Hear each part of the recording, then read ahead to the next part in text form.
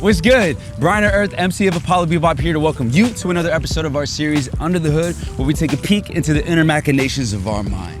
Today we'll be talking about Baby, I'm Shining and Free. Roll the intro. Let's see what's under the hood. Let's see. You know that it's gonna be good. So good. Let's see what's under the hood. Let's see. You know that it's gonna be good. So good. In short, Baby, I'm Shining and Free is my declaration of freedom. You know, for the longest time, I wouldn't tell people that I make music or that I rap or that I do anything creative because I thought that I wouldn't be taken seriously. But after a decade of doing this, I finally mustered up the courage to say confidently that yes, I make music, that yes, I rap, that yes, I love tech and anime and mixing and editing and photos and all this stuff. Baby, I'm shining and free. Yeah, I was born to rhyme on these beats. It's my assignment to be the best that Brian can be. So hold up now. I said I'm shining and free. There ain't no silence in me, yeah. Maybe you should find your own peace and quit bothering me. So hold up now. I wouldn't say that I finally found my calling because I've been doing what I've wanted to do. But instead, I think a better way to phrase it would be I've accepted my calling. And with that exception, there's really nothing that you or anybody else can do about it, you know? It's already signed, sealed, and delivered. Hello. Now, this is definitely an anthem for myself, but I think that y'all can use this as a blueprint for your anthem. And fun fact, that first line, Baby, I'm Shining and Free, was inspired by Monkey D. Luffy, which is the main character of my favorite anime, One Piece, which is this guy right here. Now this character Luffy, his goal is to become Pirate King. But to him, becoming Pirate King is not about, you know, riches or the fame that comes with that status, but rather to him, being Pirate King means that he's the most free. Hence, Baby, I'm Shining and Free. Listen, now here's the deal. You do you and I'll do me, it's simple, man, for real. When I wrote these first two lines, I was thinking to myself, like, am I really about to start the song off with something so simple? Yes, I am. Because even though I pride myself on my creative writing intricacies and bending words and using them in ways that weren't meant to be used, not every song needs that. Like, even in regular conversation, I found that being direct and straight to the point reduces your chances of getting misconstrued, you know? And I remember one time a friend of mine told me about this concept called KISS.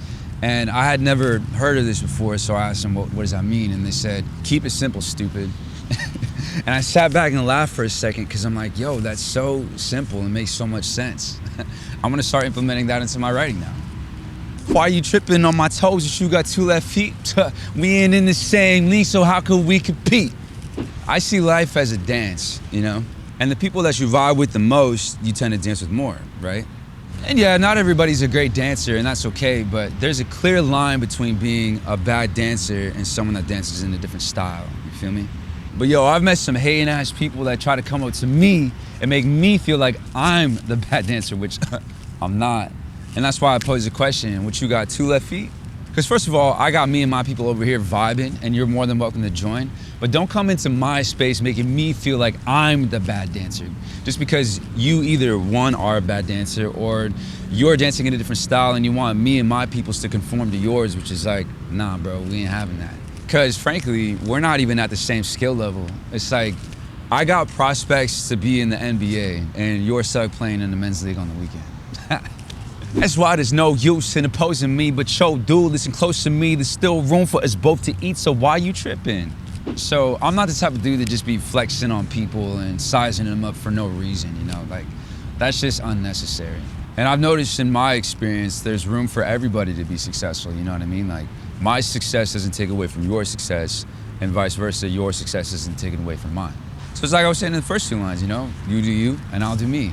Because unless we are both identical in every single aspect, then there's no way that you can do what I do, but vice versa, there's no way that I can do what you do. And that's the beauty of individuality that I feel like people forget to think about.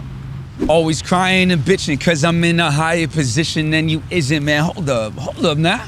So this is just me doubling down on what I was saying in the first part of the verse, you know? But at the end, when I'm saying hold up, I'm trying to convey, like, this type of mindset and behavior doesn't make any sense to me. Because, like, if you took that energy of keeping tabs on me and refocus it and repurpose it onto what you're doing, then there wouldn't be any issues. So it's like, yo, hold up, man, chill. Girl, you know what job I do. Shouldn't be surprised if I can spend no time with you. I feel like this is probably gonna be the most misunderstood part of the song. Like, I wanna make it clear that I have no issue with my significant other wanting to spend time with me. Because if I was a regular dude with a regular schedule, then yeah, that level of attentiveness makes sense, you know? But I'm not a regular guy. And it's like, yo, you should already know what you're getting into with me because it's all over my social media and it's all I ever talk about. Yet, I still find myself in situations where my shorty is all of a sudden surprised that I have no extra time to give.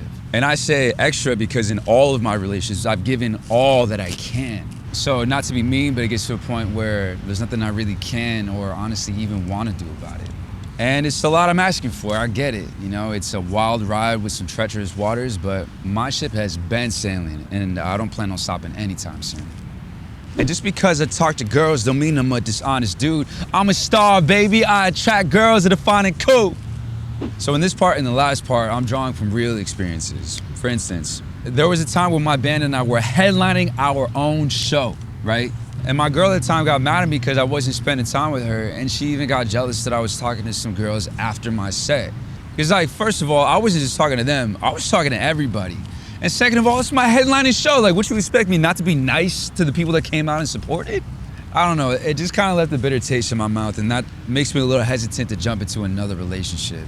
And I know that not all girls are like that, but for whatever reason, this continues to be my experience.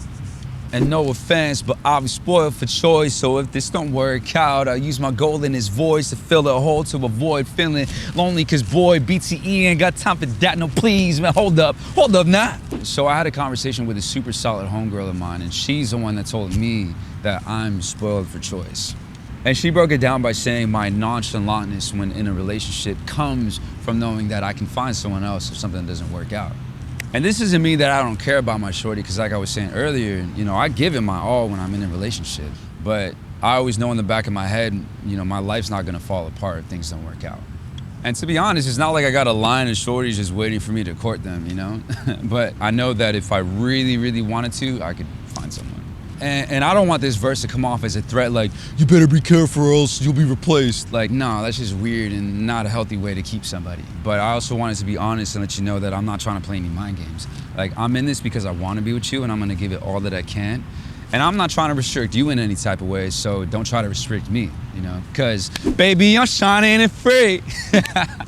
Thank you so much for making it to the end of the video. I hope this gave you some more insight into our song, Baby, I'm Shining and Free. And if you like this type of content, make sure to hit the like button, subscribe to our channel, turn on alerts, and finally, drop a comment on which line you relate to the most.